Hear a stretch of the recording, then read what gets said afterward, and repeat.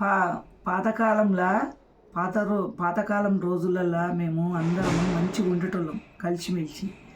ఇప్పుడు చుట్టాలు రాగానే భయపడిపోతుండ్రు. అప్పుడు ఇంట్లోకి రాగానే ఒక మనిషి తిందురా అని అందరు. ఇప్పుడు చాయ్ ఇచ్చేటందుకే భయం అవుతుంది. ఆ రోజులు వచ్చినాయి. ఆ రోజులకు మనమేం చేయాలి? అందరం కలిసిమెలిసి ఉండాలి. మా ఇంటి ఫుడ్ చేసుకొని తినండి. నా వంటలు పెడతా నేను. మీ గురించి నేను ఆలోచించుకుంటూ పెడతా.